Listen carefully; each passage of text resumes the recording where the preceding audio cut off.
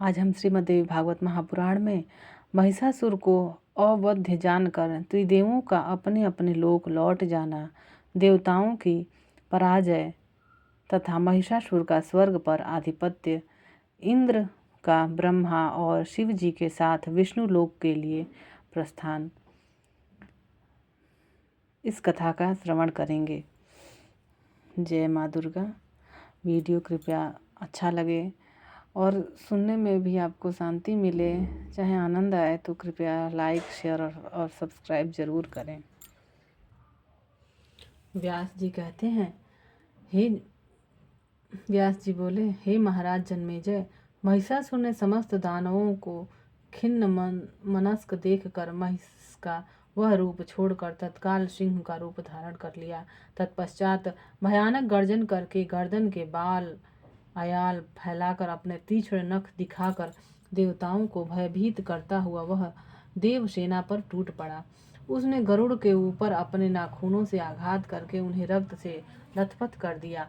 पुनः सिंह रूपधारी उस दानव ने विष्णु की भुजा पर अपने नखों से प्रहार किया। भगवान विष्णु ने उसे देखकर कुपित हो तत्काल अपना सुदर्शन चक्र लेकर उस दैत्य को मार डालने की इच्छा से बड़े वेग से उस पर चला दिया। भगवान विष्णु ने उस महिषासुर पर ज्यों ही अपने चक्र से तेज प्रहार किया, त्यों ही वह महान शक्तिशाली महिष का रूप धारण कर भगवान विष्णु को अपनी सींगों से मारने लगा। वक्षस्थल पर सिंह के आघात से व्याकुल होकर भगवान विष्णु बड़े वेग से भागकर अपने लोक चले गए। विष्णु को पलायित देखकर शंकर जी भी बहुत भयभीत हो गए और उसे सर्वथा अवध्य मानकर कैलाश पर्वत पर चले गए। ब्रह्मा जी भी उसके डर से तत्काल अपने लोक चले गए। महाबली इंद्र वज्र धारण किए हुए सम्रांगण में डटे रहे। वरुण देव अपना पाशास्त्र लेकर धैर्य पूर्वक खड़े रहे। यमराज अपना दंड धारण किए युद्ध करने के लिए सावधान होकर खड़े थे। यक्षाधिपति कुबेर युद्ध करने के लिए पूर्ण रूप से उद्यत थे और अग्निदेव बर्छी लेकर युद्ध करने के विचार से स्थित थे। नक्षत्रों के नायक चंद्रमा और भगवान सूर्य दोनों एक साथ युद्ध करने के लिए खड़े हो गए और उस दानव श्रेष्ठ महिषासुर को देखकर उन्होंने युद्ध करने का निश्चय कर लिया। इतने में ही क्रूर सर्पों के समान बाण समूहों की वर्षा करती हुई क्रुद्ध दानवी सेना वहां आ गई। वह दानवराज महिष का रूप धारण करके खड़ा था। उस समय देवता तथा असुर पक्ष के योद्धाओं का भीषण गर्जन होने लगा। देवताओं तथा दानवों के बीच हो रहे महाभयानक संग्राम में धनुष की टंकार तथा ताल ठोकने की ध्वनि मेघ गर्जना जैसी प्रतीत हो रही थी। अभिमान में चूर महाबली दैत्य महिषासुर अपनी सींगों से पर्वत शिखर फेंक कर देव समूह पर प्रहार कर रहा था। क्रोध में भरे हुए उस परम अद्भुत महिषासुर ने अपने खुरों के आघात से तथा पूंछ घुमाकर बहुत से देवताओं पर प्रहार किया। तत्पश्चात लड़ने के लिए उद्यत देवता तथा गंधर्व भयभीत हो गए और महिषासुर को देखकर इंद्र भी भाग गए। संग्राम छोड़कर सचीपति इंद्र के भाग जाने पर यमराज, धनाध्यक्ष, कुबेर तथा वरुण देव ये सब भयभीत होकर भाग चले। महिषासुर भी अपनी जीत मानकर अपने घर चला गया। इंद्र के भाग जाने के बाद उनके द्वारा त्यक्त इरावत हाथी, सूर्य का उच्च श्रवा घोड़ा तथा दूध देने वाली कामधेनु गौ को उसने हस्तगत कर लिया। तत्पश्चात उसने शीघ्र ही सेना को साथ में लेकर स्वर्ग जाने का मन में निश्चय किया। इसके बाद शीघ्र ही देवलोक पहुंचकर महिषासुर ने भयाक्रांत देवताओं के द्वारा पहले से ही छोड़ दिए गए उनके राज्य पर आधिपत्य कर लिया। इसके बाद उस रमणीय इंद्रासन पर महिषासुर आसीन हुआ और उसने राज्य संचालनार्थ देवताओं के स्थान पर दानवों को स्थापित कर दिया। इस प्रकार पूरे 100 वर्षों तक भीषण युद्ध करके अभिमान में चूर उस दैत्य ने इंद्र पद प्राप्त किया। सभी देवता उस महिषासुर से प्रताड़ित होकर स्वर्ग से निकल गए और बहुत ही वर्षों तक पर्वत की गुफाओं में घूमते फिरते रहे। 100 वर्षों तक। हे राजन, तब थके हुए सभी देवतागण ब्रह्मा जी की शरण में गए। उस महिषासुर के भय से त्रस्त वे सभी देवता समस्त वेदांगों के परागामी विद्वान शांत स्वभाव वाले और स्वयं ब्रह्मा के मन से उत्पन्न मरीचि आदि प्रमुख मुनियों एवं सिद्धों की नरों, गंधर्वों, चारणों, उरगों तथा पन्नगों द्वारा निरंतर सेवित रजोगुण से संपन्न 4 मुख वाले जगन्नाथ प्रजापति वेद गर्भ कमल के आसन पर विराजमान तथा समस्त संसार के गुरु देवाधिदेव ब्रह्मा जी की स्तुति करने लगे। देवता बोले, यहाँ देवताओं द्वारा ब्रह्मा जी की स्तुति गाई जा रही है। ये हम ब्रह्मा जी के स्तुति में प्रयोग कर सकते हैं।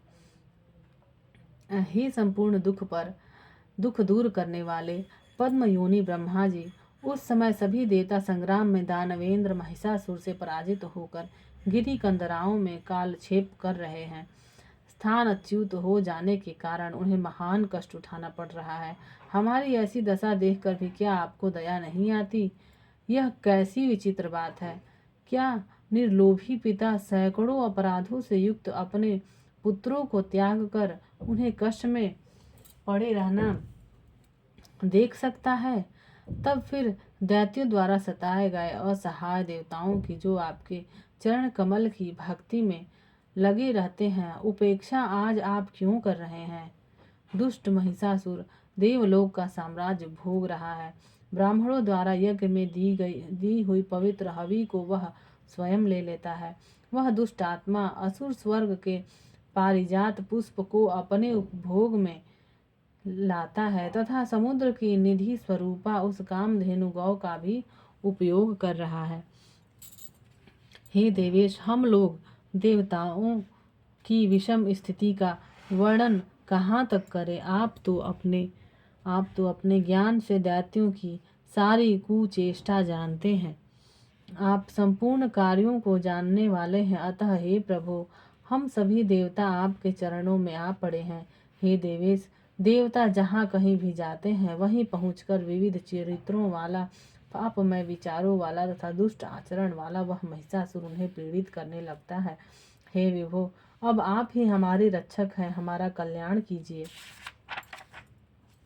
यदि आप हमारी रक्षा नहीं करेंगे तो दैत्यों के भीषण अत्याचार रूपी दावानल से पीड़ित हम लोग आप सदृश शांति दाता अनंत तेजस्वी प्रजापति, देवताओं के पूज्य आदिपति तथा कल्याणकारी प्रभु को छोड़कर किसकी शरण में जाएं? व्यास जी बोले, इस प्रकार स्तुति करके संपूर्ण देवता हाथ जोड़कर प्रजापति ब्रह्मा को प्रणाम करने लगे।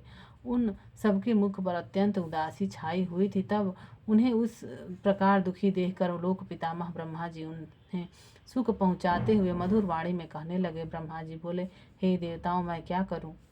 वर पाने के कारण वह दैत्य अभिमानी हो गया है। उसका वध कोई स्त्री ही कर सकती है, पुरुष नहीं। ऐसी परिस्थिति में क्या कर सकता हूँ? हे देवताओं, सब लोग पर्वत श्रेष्ठ कैलाश पर चलें। वहां विराजमान संपूर्ण कर्मों के ज्ञाता भगवान शंकर को आगे करके वहां से वैकुंठ धाम को चलें, जहां भगवान विष्णु रहते हैं। उनसे मिलकर हम लोग देवताओं के कार्य के विषय में विशेष रूप से विचार करेंगे। ऐसा कहकर ब्रह्मा जी हंस पर सवार होकर कार्य सिद्धि के लिए देवताओं को साथ लेकर कैलाश की ओर चल पड़े। तभी शिव जी अपने ध्यान योग से भी सभी देवताओं सहित ब्रह्मा जी को आता हुआ जानकर अपने भवन से बाहर निकल आए। एक दूसरे को देखकर उन्होंने परस्पर प्रणाम किया। उन सभी देवताओं ने भी भगवान शंकर तथा ब्रह्मा को प्रणाम किया और वे दोनों अत्यंत प्रसन्न हो गए।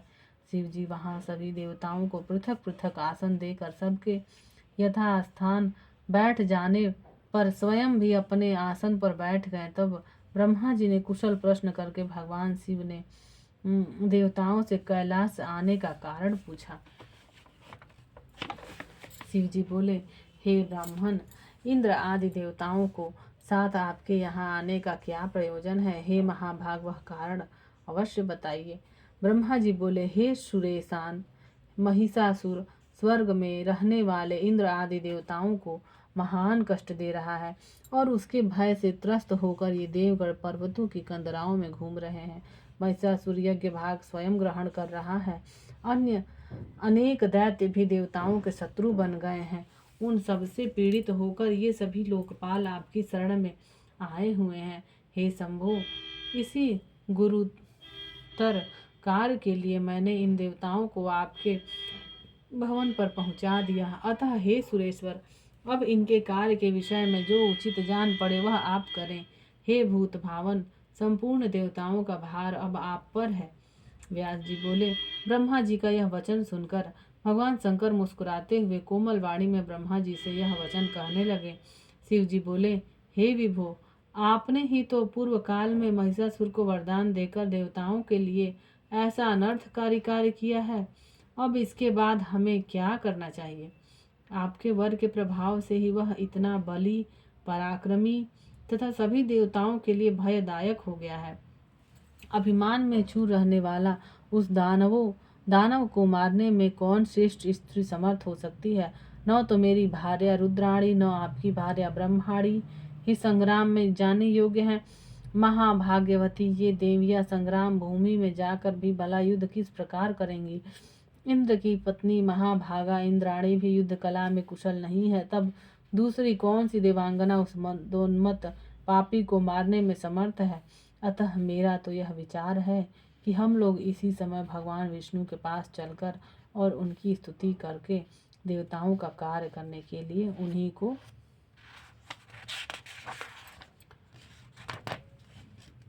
शीघ्रता पूर्वक प्रेरित करें। परम बुद्धिमानों में श्रेष्ठ वे विष्णु संपूर्ण कार्यों को सिद्ध करने में कुशल हैं। उन्हीं वासुदेव से मिलकर इस कार्य के संबंध में विचार करना चाहिए। वे किसी प्रपंच अथवा बुद्धि से कार्य सिद्ध होने का उपाय बना देंगे। व्यास जी बोले। भगवान शंकर की यह बात सुनकर ब्रह्मा आदि समस्त श्रेष्ठ देवता यह ठीक है ऐसा कहकर उठ खड़े हुए और वे सब अपने अपने वाहनों पर सवार हो शिव जी के साथ तुरंत बैकुंठ की ओर चल दिए। उस समय कार्य सिद्धि के सूचक अनेक शुभ शकुन देखकर वे सब अत्यंत प्रसन्न हुए। शुभ सूचना देने वाली शीतल मंद तथा सुगंधित हवाएं चलने लगी और पवित्र पक्षी सर्वत्र मार्ग में मंगलमयी बोली बोलने लगे। आकाश निर्मल हो गया, दिशाएं स्वच्छ हो गईं। इस प्रकार देवताओं की यात्रा में मानो सब मंगल ही मंगल हो गया। इति श्रीमद्देवी भागवते महापुराणे अष्टादशसहस्रायां संहितायां पंचम स्कंधे पराजित देवतानां शंकर शरण गमन वर्णनम नाम सप्तमो अध्याय। इस प्रकार हमने श्रीमद्देवी भागवत महापुराण में देवताओं का पराजित होना और उन्हें महिषासुर का अजेय मान लेना, ये पाठ का श्रवण किया है। अब आगे सभी देवता भगवान विष्णु के पास जाएंगे और उसके आगे क्या होगा इसके बारे में हम कथा सुनेंगे। देवी माँ सभी पर कृपा करें। श्रीमद्देवी भागवत महापुराण की बहुत ही महिमा है और ये कथा सीरीज़ मैंने इसीलिए स्टार्ट की है ताकि हमने मेन कथाएं तो सुनी हैं कि 9 देवी दुर्गा मैया किस तरह महिषासुर का और महिषासुर की सेना का वध करती हैं, पर उसके पहले क्या हुआ, उसके बाद क्या हुआ, देवताओं से किस प्रकार देवियों की शक्ति का प्रादुर्भाव होता है, या फिर देवता किस प्रकार उनसे युद्ध किए, किस प्रकार उनसे हारे, इसके बारे में हम लोगों ने कभी भी इस प्रकार विस्तार पूर्वक नहीं पढ़ा था। इसलिए मैंने ये सीरीज स्टार्ट की ताकि सभी को इन कथाओं के बारे में श्रवण करने का अनुभव और मौका मिल सके। ओम श्री मात्रे नमः। जय माता दी। वीडियो अच्छा लगे तो कृपया लाइक, शेयर और सब्सक्राइब जरूर करें।